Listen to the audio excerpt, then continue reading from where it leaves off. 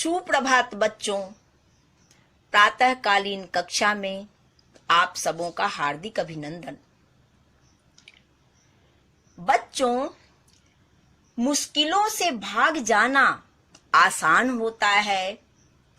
हर पहलू जिंदगी का इम्तिहान होता है। डरने वालों को मिलता नहीं कुछ जिंदगी में, लड़ने वालों के कदमों में जहान होता है। इसी सुविचार के साथ आज हम लोग इस सत्र का प्रारंभ करते हैं, है ना बच्चों? चलिए अब ऊर्जावान होकर और पठन पाठन का कार्य प्रारंभ किया जाए। पिछली कक्षा में हम लोगों ने कबीर और रहीम के दोहे को पढ़ा जाना। अब ये अंतिम एक जो बच गया था वो क्या है? बिहारी, है ना? बिहारी का नाम सुने हो बेटा? तो ये बिहारी जी जो हैं वो रीतिकालीन कवियों में, रीतिकाल समझ रहे हो ना? हिंदी साहित्य के इतिहास को 4 कालों में विभाजित किया गया है, जिसमें कि ये रीतिकालीन कवि हैं, है ना? तो रीतिकालीन कवियों में इनका महत्वपूर्ण स्थान है ना? बिहारी श्रृंगार रस के कवि थे और ये दरबारी कवियों में दरबारी कवि थे। बिहारी सतसई इनके द्वारा लिखी गई प्रमुख रचना है ना? जो कि एक मुक्तक काव्य में है और ब्रज भाषा में लिखी गई है। तो बिहारी सतसई में ये जान लीजिए कि बिहारी द्वारा लिखी गई 700 दोहे इसमें संकलित हैं। ठीक है ना? अब चलिए इनके इस दोहे से हम प्रारंभ करते हैं। ये दोहा संख्या 8 जो कि बिहारी की दोहे में ये पहला दोहा हुआ। क्या है? शीस मुकुट कटिकाछनी कर मुरली उड़माल, यही बानिक मो मन बसो सदा बिहारी लाल।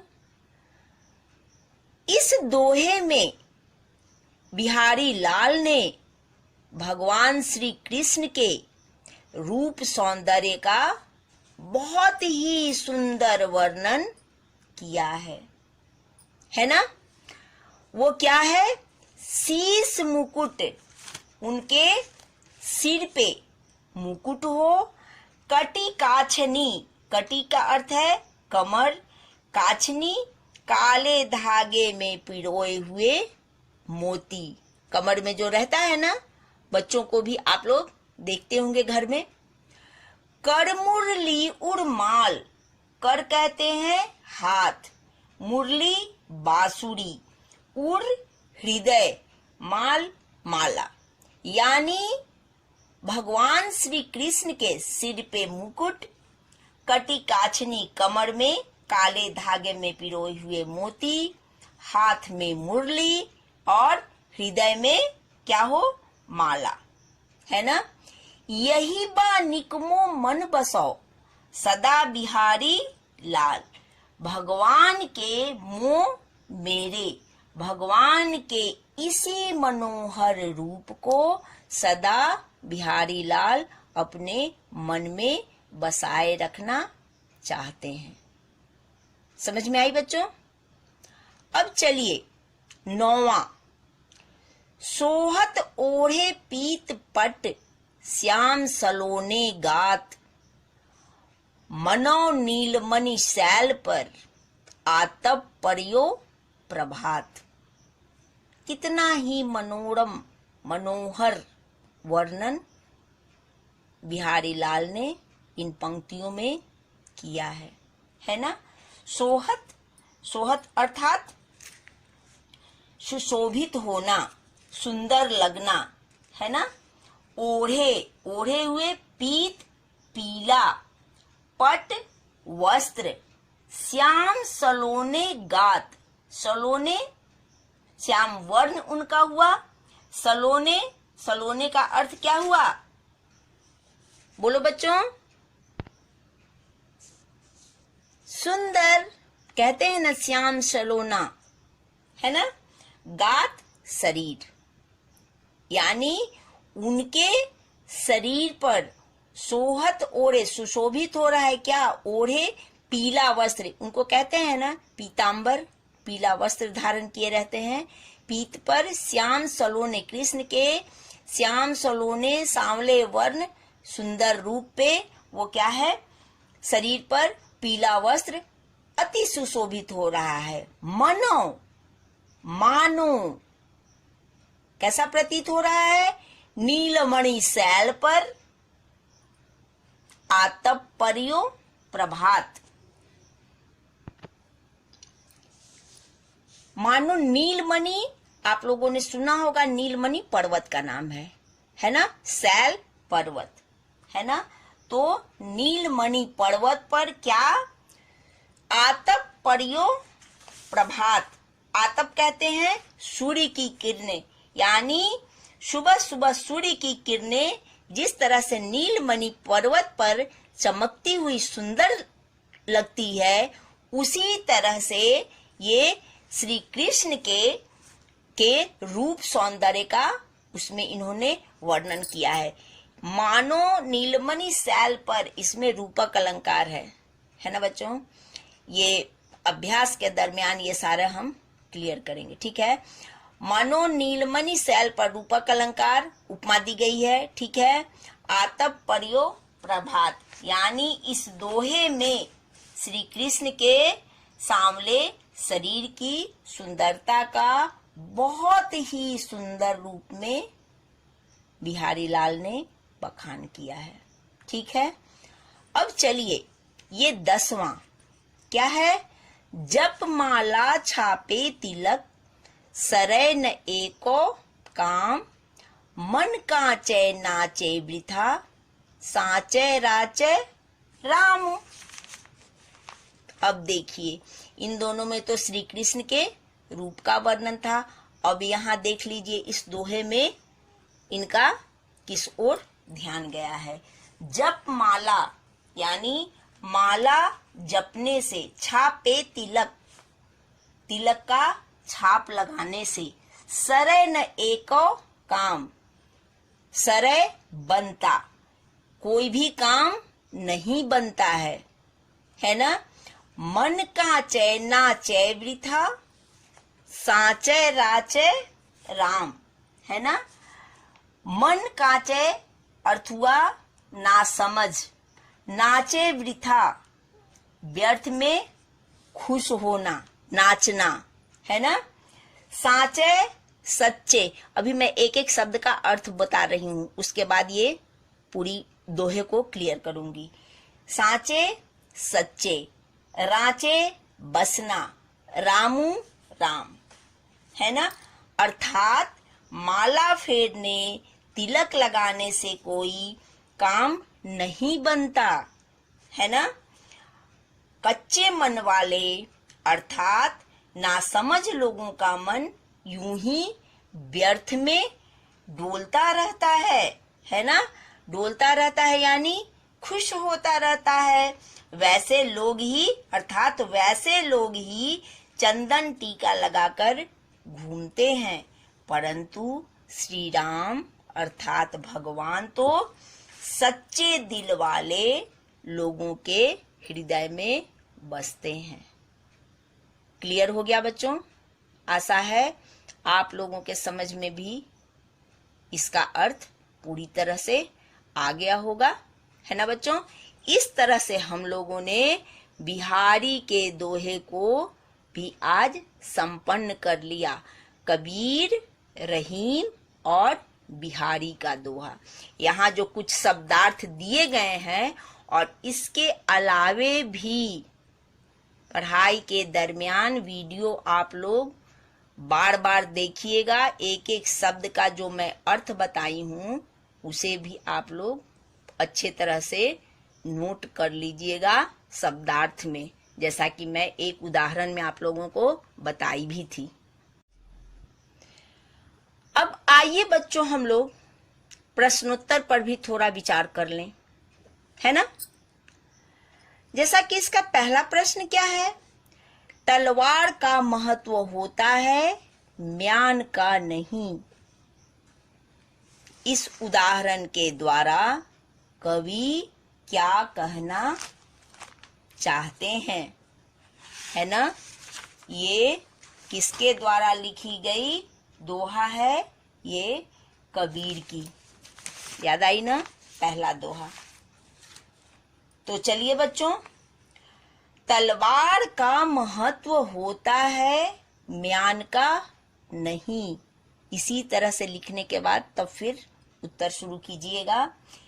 इस लंबा सा डैश देके इस उदाहरण के द्वारा कबीर दास यह कहना चाहते हैं कि जिस तरह से तलवार का महत्व होता है, उसके रखने वाले म्यान, जिसमें वो रखा जाता है, जिसको खोल कहते हैं, का नहीं, उसी तरह हमें सज्जनों की जाति, बात आई थी ना, नहीं पूछना चाहिए, तो हमें सज्जनों की जाति का महत्व नहीं देना चाहिए, बल्कि सज्जन के यानी उनके अंदर के गुणों और ज्ञान को महत्व देना चाहिए।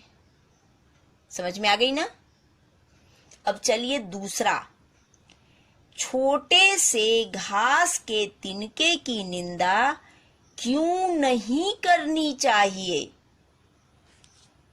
याद आई बच्चों, ये हम लोगों को किस दोहे में आया था, ये भी आपका कबीर का दूसरा दोहा था ना, तिनका कबहू न नींदिए। ठीक है, चलिए,